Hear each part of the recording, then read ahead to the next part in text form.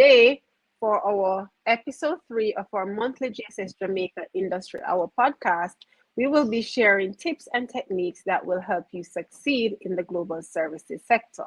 Welcome. We are happy that you have joined us as we share with school leavers, young adults, and anyone in the market for a job in the GSS step by step how to get your resume ready, how to craft a good cover letter, approaches to acing a job in the industry, and how to leave a good impression with a potential employer. We will cover that and more under the topic we did Are You Ready for the World of Work? Tips and Tricks for Success. We did a quick Instagram poll asking our followers, do you think you're ready for the world of work? The results, 68% said yes, while 32% said no. Let's see how we can help those who said no to feel more comfortable and confident about entering the world of work. As usual, with our monthly GSS podcast, we are focusing on topics that are important to the GSS industry and our audience. Helping us decode the job application process today are our special guests, Veronica McCurdy and Shanique Campbell. Veronica McCurdy is a result-driven professional and expertise in organizational excellence, performance coaching, and mentorship. Throughout her career, she has worked with JPS, Digital Group, VM Group, Sutherland Group, and Lake Group of companies. Currently, she serves as the client director for Ibex, where she liaises with teams and clients to build confidence, strengthen relationships, and improve business processes. Welcome, Veronica. Thank you so much, Julaire. Awesome. A second-year student at UWI-Mona, Shanique Campbell is a very active person in campus or on campus. She's currently serving as the Deputy Vice President of Communication and Internal Relations for the UWI Student Today Alumni Tomorrow Group, of which she was recently elected president for the upcoming academic year 2022 to 2023. In addition, she's the Director of Marketing and Communications for the UWI-Mona Guild, President of Services and Special Projects, a project manager within the Guild PROs Committee, and Assistant Cultural and Entertainment Affairs Chairperson for the MBBS class of 2026. One of her hopes for the nation is that viable opportunities will create for youth in their various fields of study. A big welcome to you both. Hi, Julaire. Hi, Shanique, and congratulations on your new appointment. Thank you very much. Okay, awesome. So let's get started. All right.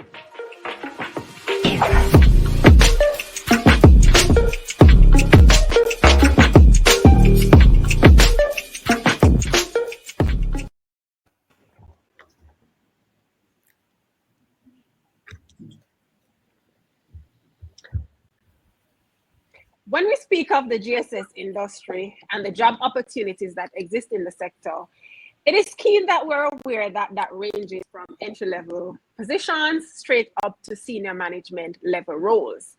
And there are a myriad of job profiles or job opportunities in the sector which spans across various segments or sub-industries.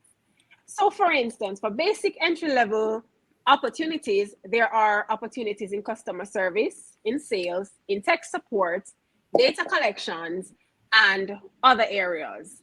And as you move up into the industry, up the value chain, there are supervisory level management opportunities, as well in operations management, project management, and other areas. And as you go up, there are opportunities in head of operations, in accounts, in IT, HR, training, and talent development. So what are the basic requirements for entry into the BPO or the GSS sector? 5 CFC subjects, including of math and English, are the requirements by many of the firms.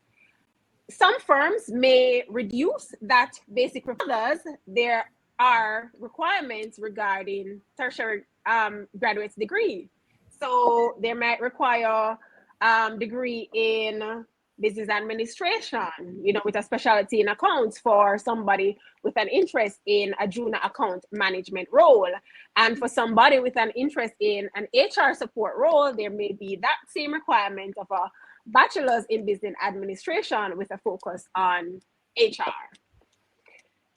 So when we talk about the GSS, we speak specifically of 4 main segments. So there's the BPO, which a lot of persons know, business process outsourcing, but there's also KPO, knowledge process outsourcing, ITO, information technology outsourcing, and digital media.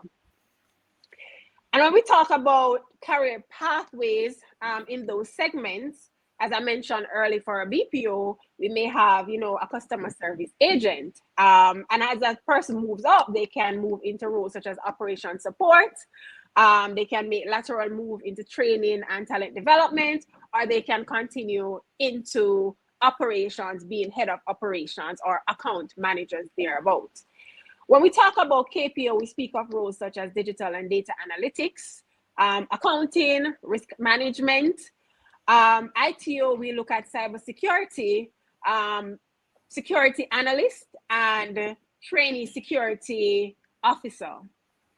Now, for entry into the industry, we speak of what are the expectations of the firms. And this is what we're here to find out today. What is it that firms expect of applicants? We talk about submitting your resume. What are the expectations there? We need clear and concise resumes. We encourage you to remove all the irrelevant and outdated information. Indicate the skills that are applicable to the job that you are applying for. That is very important to note. The GSS industry has a diverse career growth opportunities, as I mentioned before. And we must emphasize that it is more than just call center and BPO as we know it. And as we move and shift to higher value added segments, it is important that we support persons, in their quest to apply or to engage with employers in the industry. So I'm going to invite Shanique to tell us, as a university student, what are the 3 main concerns that you think university students have regarding the job application process? Okay, no problem. I actually did a little survey because I wanted my response to be reflective of a wide cross-section of university students. But the 3 main concerns that I had picked up were lack of experience, for one, inadequate preparation for the world of work. For example, resume writing, how to compile a proper resume, and how to conduct themselves in an interview, and not enough opportunities in their specific field. Those are the 3 main concerns. Okay, so lack of experience. One of the things that HR professional and Veronica here can attest to it is that as university students, you are so involved in clubs and societies. Mm-hmm. And I think university students don't recognize that that is experience. Those, based on your involvement, those are skills, that you can incorporate in your resume if it is that you don't have work experience. And of course, as I mentioned, the industry is so wide. The opportunities are so vast. So for instance, students in science, we have a company currently that is so involved in healthcare, and they are looking to upscale the opportunities in healthcare. So nurses, for instance, that's opportunities for them right there. And so I think the issue is that a lot of students don't recognize what the GSS sector entails and the opportunities that are available to them. And I agree. Some of them are not aware either of the opportunities you mentioned. It the skills that you can garner by being involved in various activities. Some persons don't know that they can actually utilize those skills in their resumes to look for jobs. So that would be a good platform to advertise that, okay, even if you just graduated from university and you have not yet had a job, whatever you did in university can suffice. And it's interesting that you mentioned that, Shanique, because everybody has experience. If you were to actually look at it from the word experience itself, you think about it, you maybe asked, you need a year's worth of customer service experience. You've been serving customers for a long time. In fact, your teammates are your customers. My daughter is in second year at UA right now, and she did an accounting project about a month or so ago. And when I look at those five young people putting together that project, when persons were assigned their different responsibilities, I mean, one person was supposed to be a CEO, the other one a COO, a marketer, head of HR, etc. And they were all given their responsible areas to work on. When they wrote it down, they realized that this person was more skilled in a particular area and they shift it around. Mm, Isn't that a great way to showcase based on the skill set this person is assigned a particular responsibility? And the fact is, when employers ask for experience, as individuals like yourself, they're expecting you to be confident enough in what you can do and showcase what you have to offer. Your aptitude now for that particular responsibility will enable you to be employed by the different persons.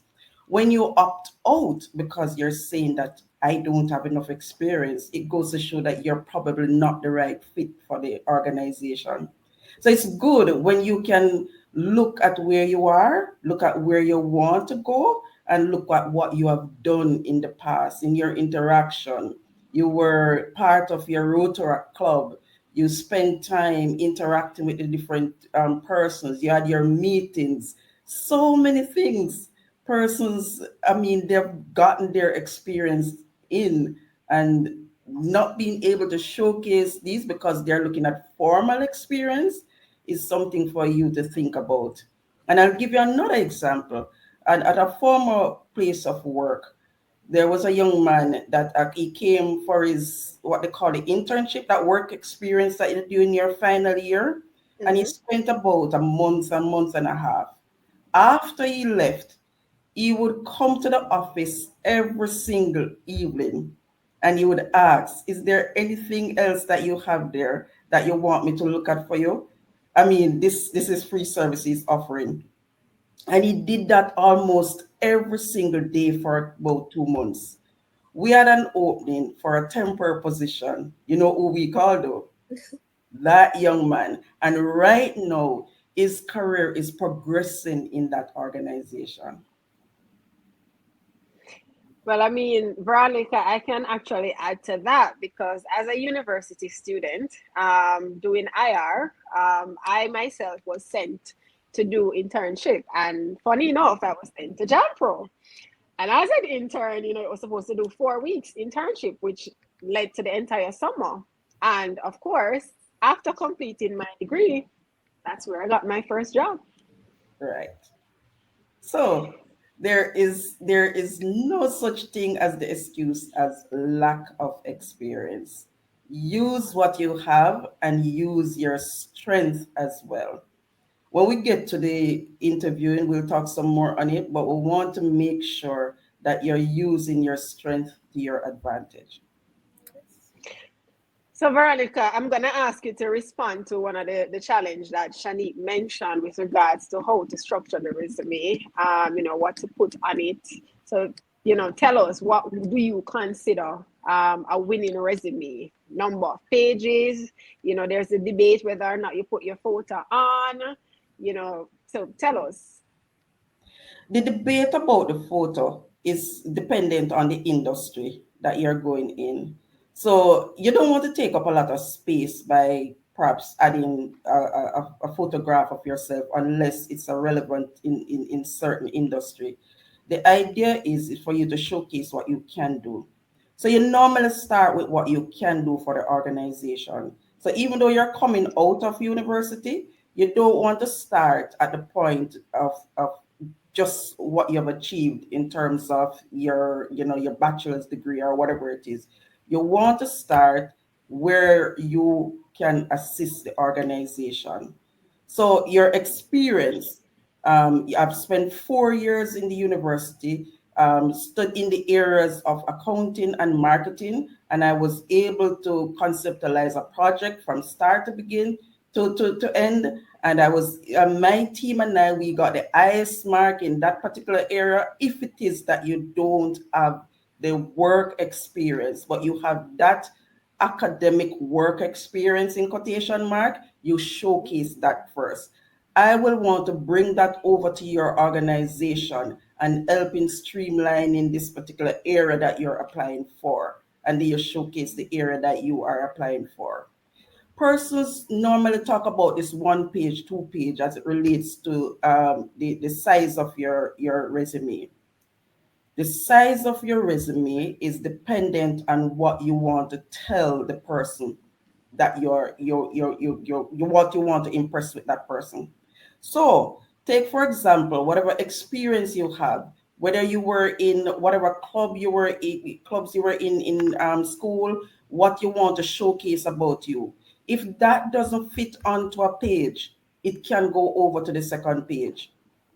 If it fits onto the page, fine. But what you don't want to do is to have a crammed resume or a wordy resume.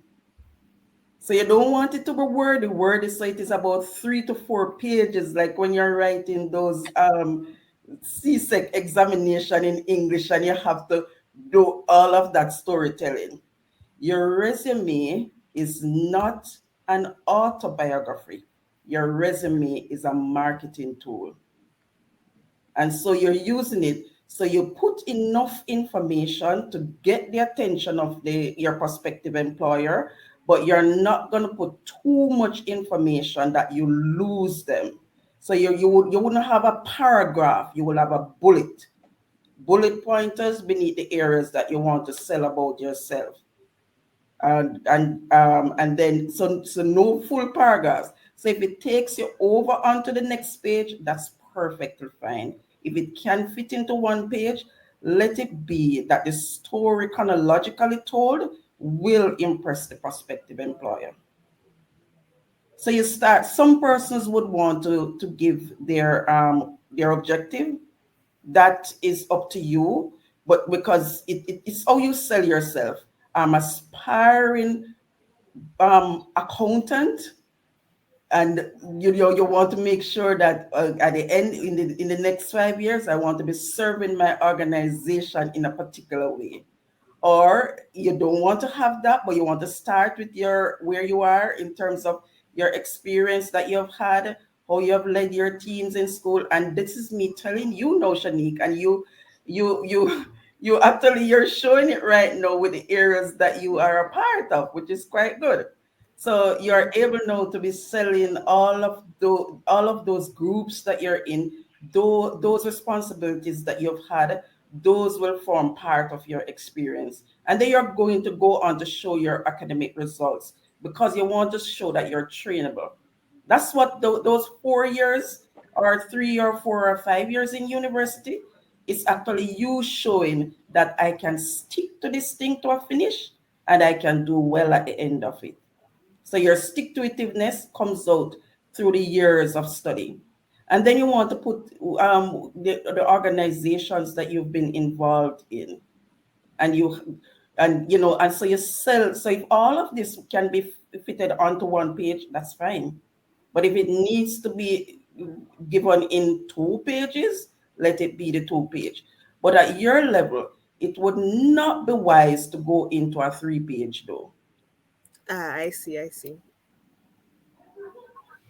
Okay, so do you list your skills areas? I know some resumes you may have that after your profile, Mhm. a list of all the skills that you possess. Yes, you want to look at the skills, but you don't want to have an exhaustive skill set. Let it be that the skill set that you're representing, they're actually in line with the job that you're going after. So if you're people oriented, quick learner, proficient in Microsoft Office suite, you want to look at your digital savage, you want to make sure that those skill set they're put forward. But I don't want you to have this long list of um, time management, work well with people, and you're gone, right down until the story and the next bullet that you want to tell. You miss it. You miss that because you have so much things for that recruiter to be looking on. You want to make Mm-hmm. sure that you solidly build on the steps that you want to show. I did have it on a slide that I had prepared for you guys. So I could just show you a sample of it. So let's look at this one. If we go back to the slide and go off the slideshow, we can just double click on the hyperlink and I'll be able to show you right there.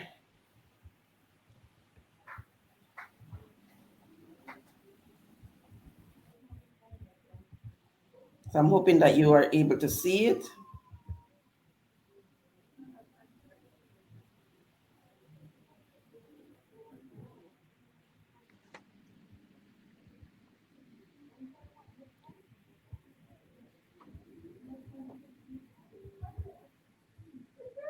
I'll put it in, but if we get off the slideshow and we actually go on to the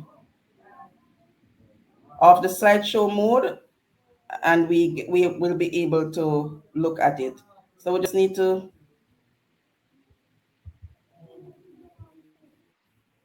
It's not allowing me right this minute, but I'll show it to you. Definitely, I'll show it to you by the end of our session. Okay. All right. All right. So Yeah. right. So I see where you have best practices for job interviews. So I'm just gonna jump right into that. Tell us, five best practices for job interviews, talking about attire, tone of voice, body language, and the works. Yes. So when we want to make sure that you research a company that you're applying to, so that if you're able to, if they ask you what you know about my company, you're able to say something about that company. So you want to make sure that do some research. You want to be deliberate in your attire. You don't want to be casual. You don't want to have the sleeveless. You don't want to have the slippers, flip flops. You want to be conservative with your makeup so that it's not the first thing that the persons are looking at instead of looking at you and what you can offer. And you try to be as neutral as possible. So if you look at the examples that I have to the side right there, you'll see you don't want, as a male, you wouldn't want to go there in a t-shirt with a cap turned backward. In our climate, we may not need to do the suit, but the shirt and tie is quite fine. And then you have this young lady here. You can choose to not to have the jacket based on our climate, but at least it's very neatly put together. You don't want to go in anything too short. You want to make sure that you look presentable at the interview. Another thing, you need to anticipate the questions they are going to be asked and be prepared without being scripted. You have so many persons telling you so many things. And, sometimes what we do, we memorize some of those answers that they give to us. But at times, they can be a little bit tricky in what they ask. I give you an example. Years ago, I was asked by one of these interviews that, I mean, it's one of my fondest memory in doing an interview. How many banana chips do I think are consumed in Jamaica in a year? And when you think about it, it seemed a weird question in an interview. But at the Mm-hmm. time, I was applying for a job as a performance analyst. And as an analyst, your ability should be to reason. And Mm-hmm. then I reflect when I was in high school, the only thing I could do was mathematics. And when I say only, I mean singly, only thing I could do in school was mathematics. And it served me well. So when I was leaving high school, I can tell you the four subjects I left high school with were mathematics with a grade one with straight A profile, English language, add maths, and accounts. So everything was simply mathematics. And then when I went on to do A level, I did maths and I did accounts again. But the funny thing is, when I started to do tertiary studies, I was actually the very best in calculus because of that mathematics. So when she Mm-hmm. asked me that question, I said, well, I like banana chips, and I think perhaps another third of the population would like banana chips. And we have about 2.8 million persons in Jamaica. And what we have, 365 days of the year. So if I were to do the math to say that they'll eat banana chips twice per annum, and then I do that multiplication, I would come up with runabout and I get the number of banana chips being consumed. And she looked at me, and the funny thing, I got the job. I got the job, and years later, I asked, why did you ask that question? Oh, I was testing your reasoning ability. Mm-hmm. So let your strength be your strength. So my strength was mathematics, and that was what I used to answer that question. So I'll say to you, Shanique, if you're going into the interview, do not be verbatim with some of those answers you're seeing on the internet. Mm-hmm. Be authentic. So if you look at what you're good at, if they ask you, what are your weaknesses? And you know for a fact there are certain things that areas of opportunities that you want to improve on. You look at it before and say, what are the areas of opportunities that I have to improve on? And what am I doing about it right now? So let's say you are a shy person and you need to be a little bit more assertive in certain situation. Well, I have a tendency to, not to talk in certain situation, but what I'm doing right now is trying to get out a little bit more so that I'm able to meet more people so that I'm in a better position to initiate conversations. So you start by looking at the area of opportunity, what you're doing about it, and you think you're doing better on it. Don't say, well, I don't know, I don't think I have any weakness. They are looking to see how aware you are of you, how aware. And they'll ask you, what's your strength? When they ask you about your strength, so many persons, the cliche answer, I am a perfectionist. And because I'm a perfectionist, and you will see that answer and you will get that answer every single where. It Mm-hmm. could be a case that you are one of those visual persons. So you have the eye for details. So usually I'm able to spot an anomaly in a particular situation, and so I can lead persons to the best result. Or it's a case where perhaps you're very good at imagery, so when you see something, you remember it, and so you're able now to carry that forward. So look at your authentic self and don't memorize any of those things that you're seeing on the internet. When they tell you the exact answer that you're supposed to be giving at the interview, and 10 of you go to that interview and all 10 of you say the same thing. So it's not really the real you. You want to give good eye contact, but you don't want to be staring. So you're giving the eye contact, you move away a little, perhaps thinking about it, but you want to make sure that persons are actually seeing that you're seeing them. And if it is that you need a 20 seconds or so to think about a question, not necessarily 20, perhaps 5 seconds, think about your answer first. And you can ask them, can you repeat that? Or you paraphrase it. If they ask you something and you need a little bit of time, you paraphrase it. Are you asking me this? So that at least you can get to that answer that you want to give. in a way that you show that you're authentic. Okay, thank you for that, Veronica.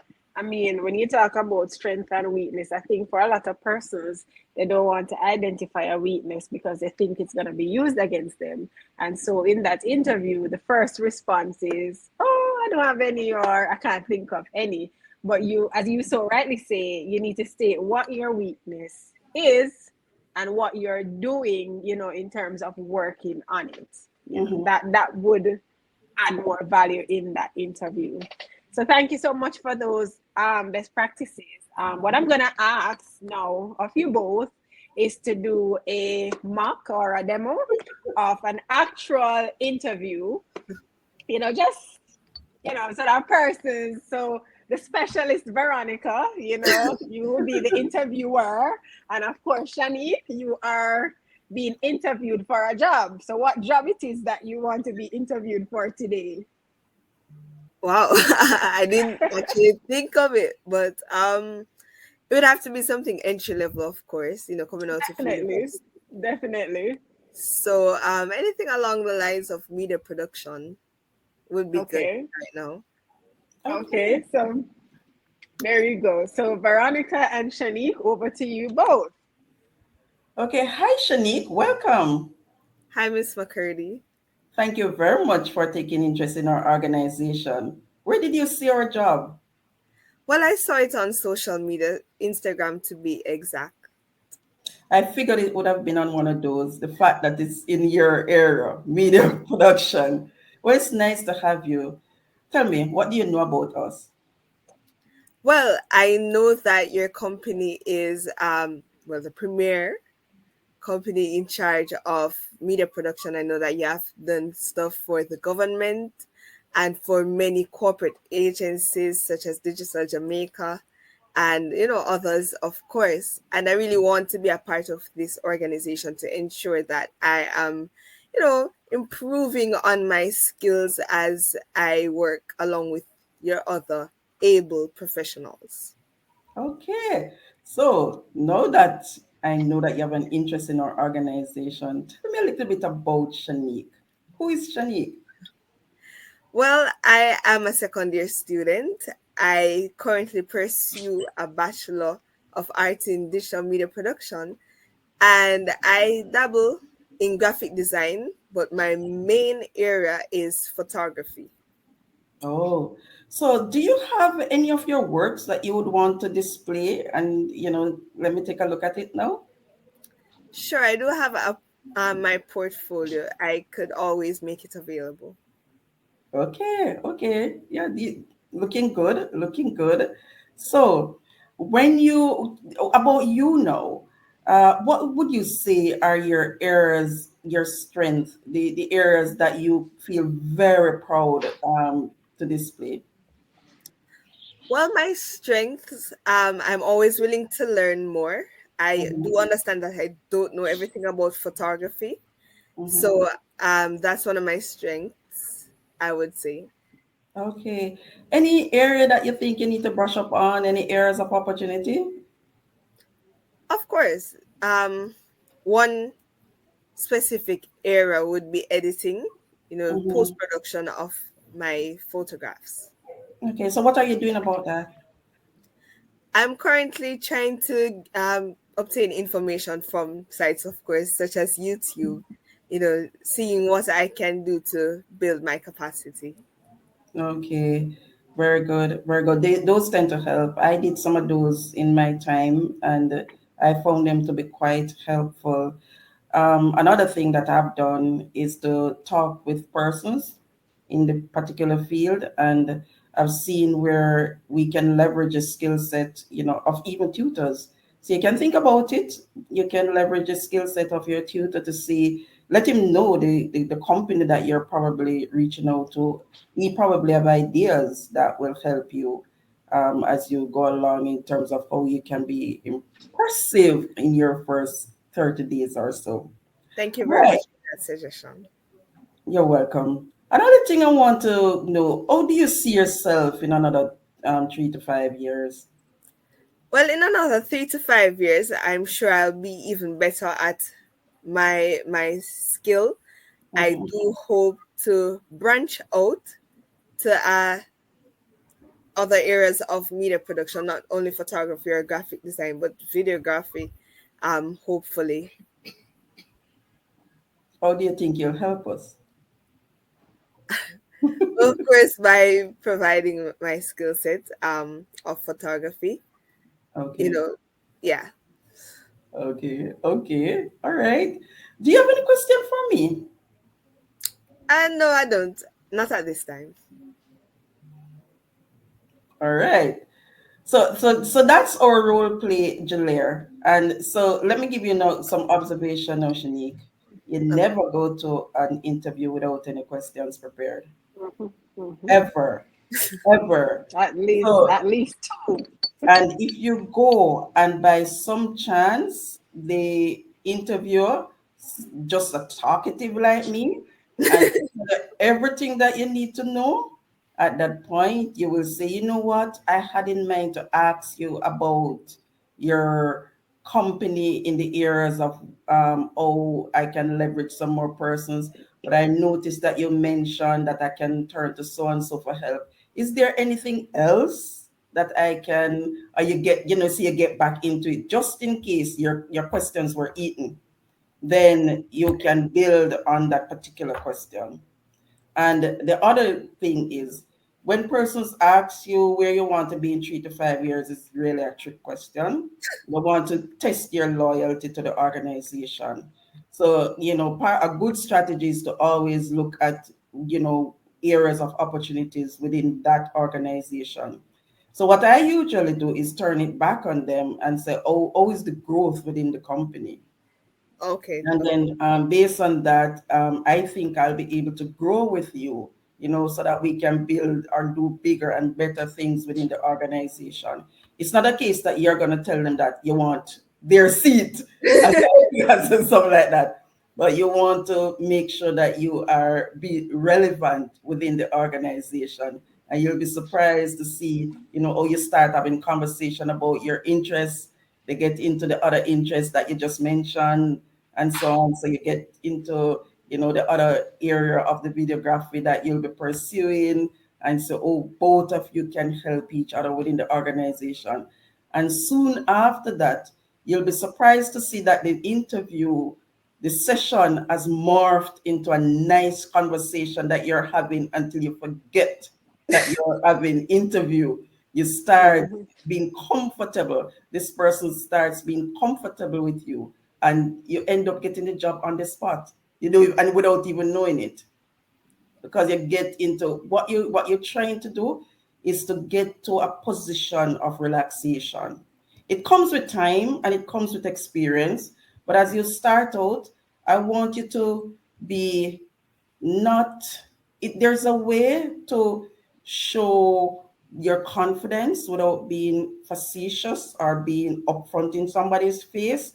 There's a way that you sort of lean into it without you seem enough or anything like that. And it Mhm. is how you actually understand and know the difference between the two, that you can start having that type of conversation. Your humility should always be showing. So they should always see that you're not somebody who will be in their face, but you're somebody who will take initiative, who will learn, and who will grow, who will make us as a company look better. Thank you very much for your observations and suggestions. You are very welcome.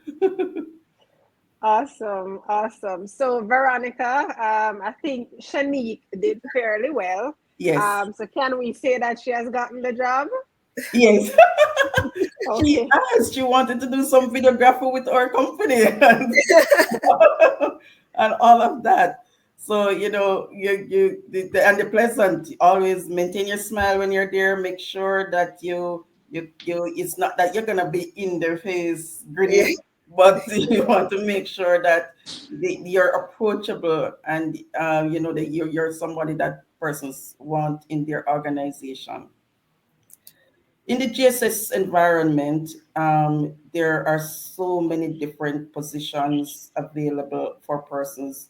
A number of persons sort of see only the call center side of it, but that is just a very tiny subset of what we offer. We have, as Julia mentioned, the KPOs and so on. When you think about a stream like an HR stream, where you can be in recruiting, you can be in training, you can be in talent management, you can be in talent development, you can be in so many areas right there. When you talk about the marketing and things of that nature, now when more and more organizations seeking visibility on social media, when you talk about accounting department, when you talk about the IT department, and the funny thing, starting most persons started by taking calls. Most persons started in the BPO part of it. And what it has done for them is to give them that that orderliness, really. You being able to stick to a particular schedule, being on time for your schedule. If you are able to solidify working, keeping your KPIs, that's the key performance indicators. Those are the metrics that persons are measured by. If you're able to ace your KPIs, keep your attendance going, you'll be surprised to see how you can build a career coming straight through as an agent. A number of the senior leaders within these organizations, country managers, VPs, and so on, they started by taking calls, and they were able to move within these organizations and have some solid careers in the BPO industry. There are others who have branched off into other areas, but what the BPO has done, it has revolutionized training. You will see persons coming off and they are given, they have actually, I think that's one of their proud, the proud moment for the BPO, their ability to train persons who probably sometimes persons think are not trainable. And these persons are able to do their job well. And if you can be an agent for a year and a half to 2 years, and then move on into different facets of the business, you'll be surprised to see how it carries through your life, because that organization skill set, you have to reach work at a certain time, your break is at a certain time, and you're able to really just be organized in whatever you do. It really helps in your overall management of your life. So it's an area that I would encourage anybody leaving university to try it, at least try it for a year or so, and you'll see how much you learn, or your skill set. You build certain solid skill set within the industry. Yeah, that's certainly true. I think certain skills such as working with teams, being team oriented, time management, Mhm. punctuality, all those essential skills that you need for your own personal development. These are things that you will acquire working in the GSS sector. So now we're gonna move on to question and answer. We have some questions that we'd like to ask based on questions frequently asked regarding preparing for interviews and preparing your resume.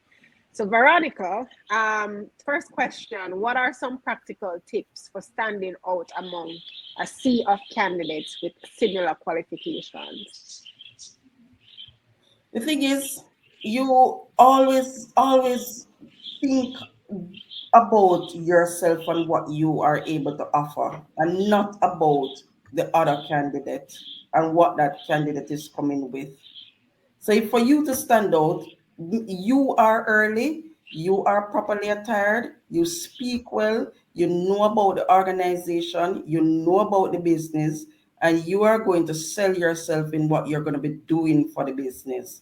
So you don't look at the other person, just focus on what you bring to the table, and you'll be surprised to see that somebody who is more qualified than you are chosen over that person because of your attitude when you get there. You're gonna have your questions ready for the organization. Show them that you are interested in that business. Show them you're interested in the job. Okay, awesome. What are some of the techniques to help, a candidate remain calm and focused during an interview, especially when you have a panel of persons throwing questions at you? The idea is to breathe and breathe and breathe properly. And one of the things that has helped me is to look at somebody that I find to be pleasant. And even when when you're in a panel interview, you cannot be looking straight at one person. You have to be looking at all of them. But in my mind, even when I'm looking at the other person, I'm looking at that particular person, so that you just know that I am talking to a friend.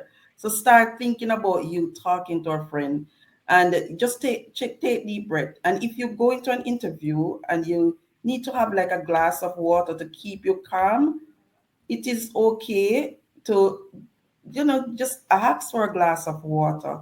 And you just make sure that you're comfortable. Be comfortable with persons, and just make the eye contact, and just ensure that when you're honest in your answers.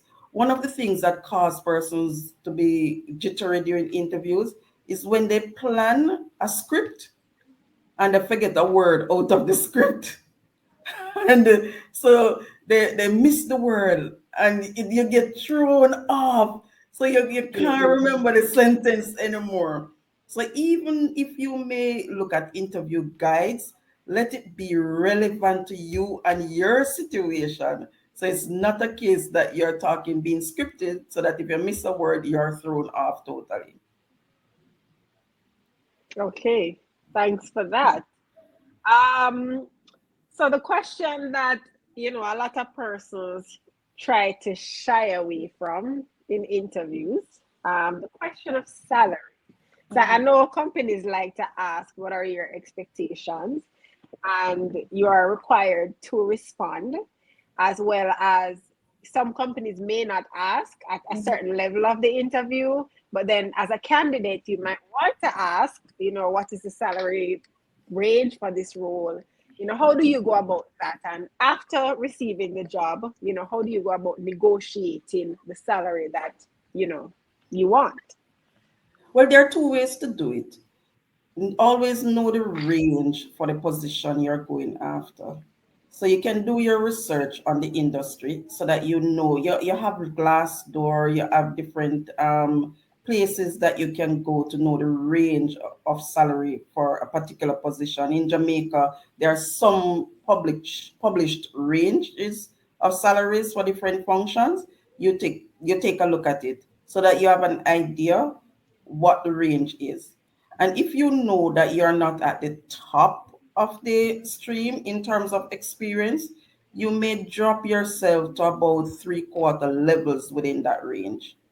So let's say the range of salary for a job is between 75 to $100,000, but you know that you're not yet at the top of it. It's good to drop yourself somewhere at about probably 80, 85, so that there's room to grow within the job. But let's say you know you're at the top. You can ask a 99, but you try not to go to the exact top of it when you if you know the salary range for that particular position. And so going in an informed way, really, because it would not be so productive if you're asking for something that is outside of the scope of the organization.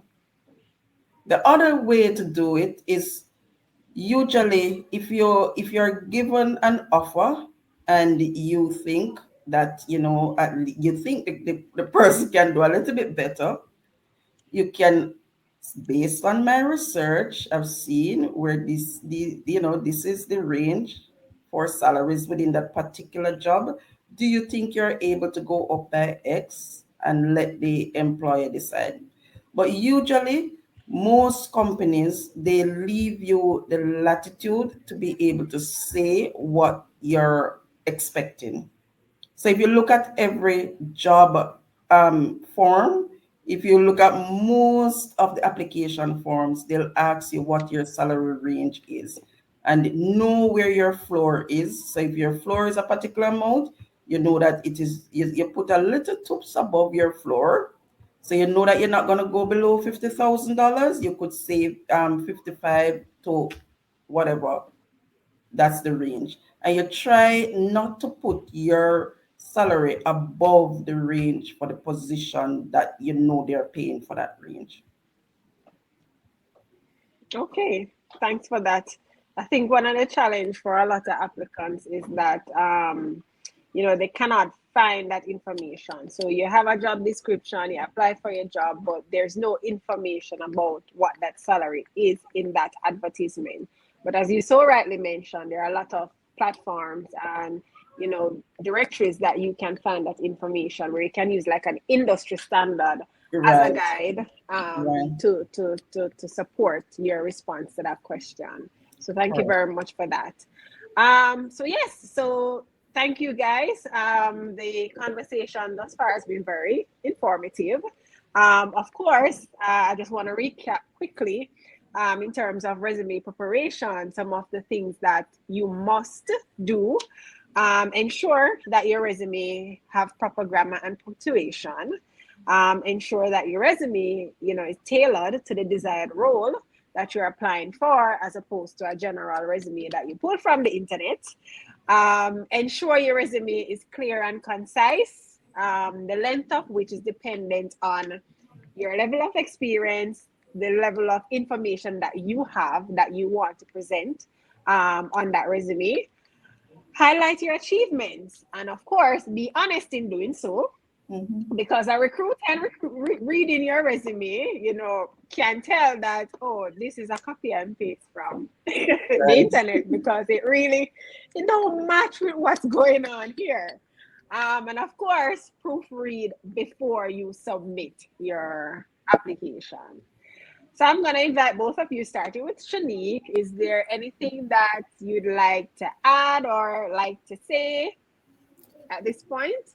Sure. I just like to say that this episode is really relevant, and I actually learned a lot from what we did here, especially with the experience.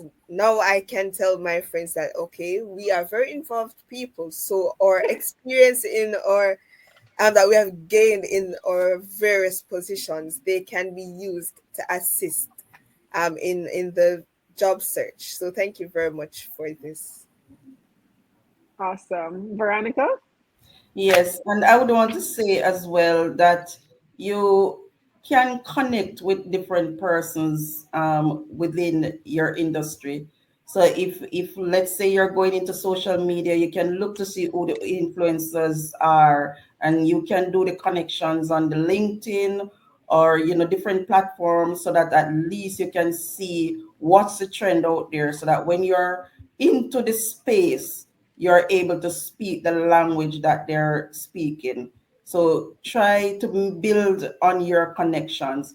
And it's not a case that you're going to be up in somebody's face, but it's a case where you're building your network. And as you go along, that is going to be a word that is so loosely used all the time, Networking. building your network. But it's very relevant to build on that network. Thank you so much. That is so true. I mean, it might sound cliche, but they say your network is equals to your net worth, right? So there's some correlation there. So that is very important to network and to connect with persons of similar interest. So I just wanted to say to both of you, thank you so much for taking the time to come and have this conversation with us here at the GSS Jamaica project. Thank you to the listeners and the viewers for joining us for our third GSS Jamaica Industry Hour podcast. Of course, we ask that you share the link to this podcast with your friends and family. The link is available on all our social media platforms. We are on Instagram, Twitter, LinkedIn, and Facebook. And of course, this video is also available on YouTube. We ask that you send us your questions and your feedback on our podcast to communications_GSS@jamprocorp.com. And of course, tell us what topics you would like us to cover with regards to anything related to the GSS, of course. Stay tuned to our social media pages for updates on our June episode. Follow us, Facebook and LinkedIn at Global Services Sector Jamaica, on Instagram at GSS Jamaica, and on Twitter at GSS Jamaica, the number 1. Thank you again, ladies, and thank you to our listeners and viewers. Have yourself a great evening.